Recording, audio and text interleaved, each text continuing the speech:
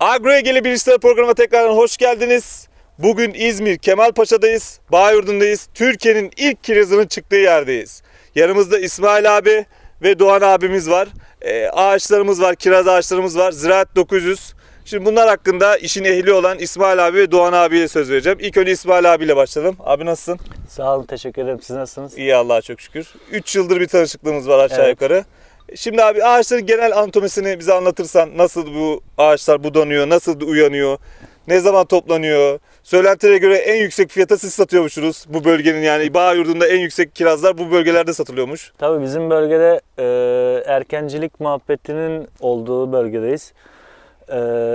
O yüzden erkenciliği burada ilk bize hasat ediyoruz Bağyurdu bölgesi olarak. Kirazlardaki budama işlemi işte bundan 2-3 ay önce bitti bizde. Ondan sonra gerekli işlemleri işte gübrelemesidir, ondan sonra bakımıdır, ondan sonra ilaçlamasıdır, onların takip ediyoruz. Şu anda hava şartlarından dolayı bu sene geç, belki 15-20 gün 20 gün geç bugün. geç. Evet. Türkiye genelinde her yerde aynı sorun var bu sene. Aynen. Hava şartları geçen sene çok sıcaktı. Erkenden almıştık. Geçen sene de don vurdu bu tarihlerde. İnşallah bu sene kazasız belasız atlatırız diye düşünüyorum. İnşallah o yönde temennimiz o yönde yani. Bir ortalama bir Ziraat 900 kaç kilo veriyor abi? Yani bu ağacın yapısına, yaşına göre, ondan sonra verimine göre değişebiliyor. Hani şu ağaç mesela ortalama bir 15 kilo, 20 kilo arasında.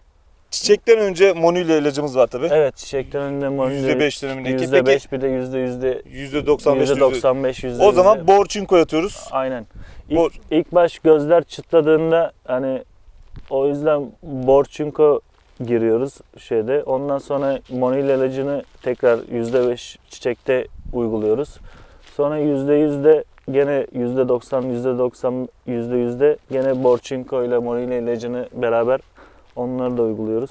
Agroege'nin de ilk 4-15-0-5 bor 5 çukosunu 3 yıl önce bu piyasaya yavaş yavaş Agroege girmeye başladığı zaman İsmail abi burada denedi. Sağ olsun olumlu sonuçlar aldık. Bu sene de ya Stokini deniyoruz değil mi abi? Evet, Orion Stokini deneyeceğiz. Denildik. Bu sene gene deneyeceğim. Çünkü ondaki Stokinin ağacı daha iyi homojen çiçek açmasını, daha hızlı yürümesini sağladı. Bu sene de inşallah onu tekrardan göreceğiz yani. İnşallah. Doğan abi sana döneyim. Nasılsın abi? Teşekkür ederim. Siz nasılsınız? İyi, Allah'a çok şükür. Siz bizden çok daha bilgili bir abimizsiniz tabii. Yılların tecrübesi muhakkak tabii. Yani şimdi deneyimle geliniyor bu işte. Kesinlikle. Yani öyle yukarıdan gelmeyle mümkün değil olması.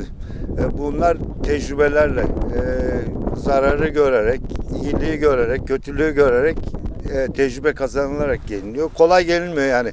Ben 6 yaşından beri ziraatçıyım. Ziraatçı, evet. 6 Kiraz yaşından beri çizmesiz bahçelere girdik biz. Maşallah. Eskiden kayısı bahçelerimiz, şeftali bahçelerimiz vardı. Kirazcılık yoktu burada.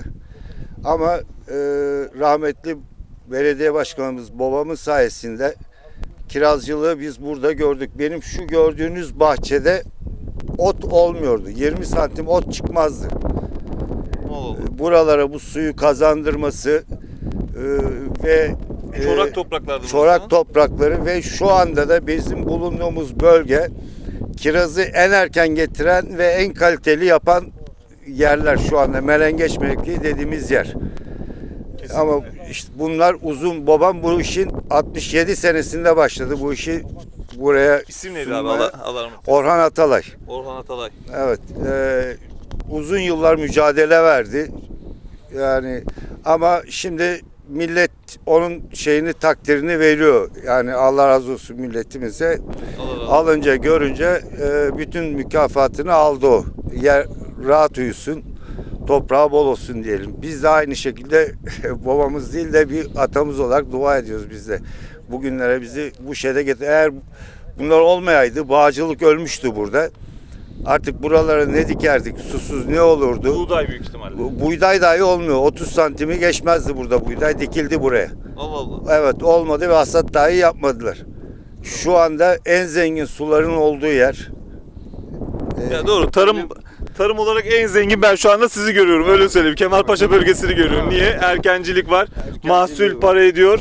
Yani buradaki çiftçi bir Ben farklı. bundan 25 sene önce 80 liraya burada en ince olan kiraz pembe kırdar dediğimiz kirazı ben burada 80 liraya İstanbul'da halde sattırdım. 80 lira. 80 lira 25 sene önceyi söylüyorum. Vay be. Yani düşünün. Şu anda piyasa... Yani, Peki bu sene onu sorayım. Bu o işte erkenciliğinin mükafatı. O zamanlar hallere çalışıyorduk devamlı. Burada vermiyorduk. Sonra babam bu kiraz halini kurunca kiraz halini kurdu burada. Pazarlaması daha güzel olmaya başladı. İhracatçılar geldi. Genişlettik işi yani İyi. şu anda oturttuk. Ama bunun daha iyisini yapmamız lazım. Daha iyi bir kaliteli kiraz hali yapmamız lazım. Yani ihracatçıyı burada Tutmamız lazım. çok iyi şekilde tutmamız lazım yani. Özendirmemiz lazım. ya bu da malın kalitesiyle olacak bir şey. Yani Tabii, mal, tabii. mal ne kadar kalite olsa Şu ihracatlık o kadar rahat gidiyor. sıkıntımız yok. Kalite bakımından pek sıkıntımız olmuyor. Şimdi millet kalite olarak birbiriyle yarışıyor yani.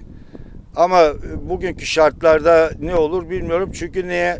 Mazot, gübrenin, ondan sonra ilaçların çok pahalı. Milleti biraz yıldırma noktası ama ağır çalıyor ama borç alıp yine de atmaya çalışıyor. Bir şey görmüyoruz. Eğer bu yıl darbe yersek burada zarar görmeye başlar. Evet. Peki bu yılki öngörülerini alayım abi. Bu yıl nasıl olur sence? Vallahi Allah'tan umut kesilmez.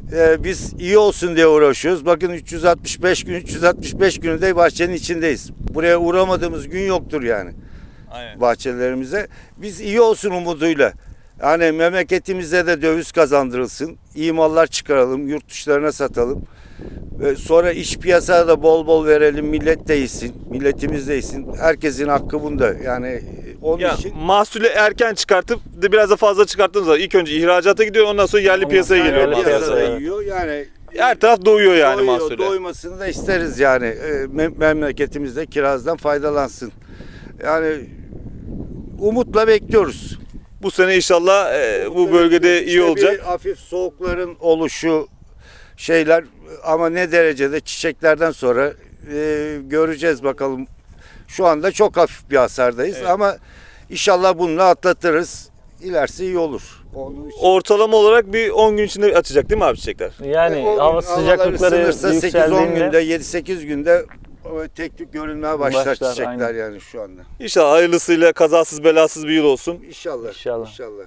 İnşallah. Umudumuz o. Bizi misafir ettiğiniz için teşekkür ediyoruz. Size teşekkür Biz de ederiz. teşekkür Size çok ederiz. teşekkür ediyoruz. Türkiye'nin evet. memnunuz. Ürünlerini kullanıyoruz. Sağ olun, sağ olun. Ya biz bu bahçelerde deneme yaparak, bu bahçede deneme yaparak başladık İsmail abiyle. Ondan sonra devamı geldi.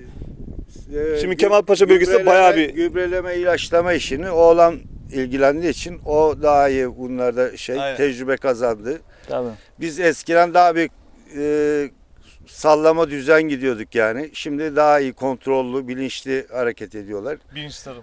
Evet yani İsmail abi zaten araştırma yenilikçi. araştırmalara çok Ya, dikkat ediyor. İyi araştırma araştırmacı. yenilikçiden ziyade artık ürünün hangi şekilde ne şekilde iş yaptığını, zamanlamasının önemli olduğunu, hani hangi dönemde hangi ilacın verilmesini bilmek gerekiyor. Yoksa hani iş işten geçtikten sonra müdahale yaptıktan Maalesef. sonra da iş bir Aynen. olumsuz etki Netice zorlaşıyor. bu netice sefer. zorlaşıyor Zamanında yani. Bu aynı bir çocuğun doğumuyla büyümesi gibi bir şey yani.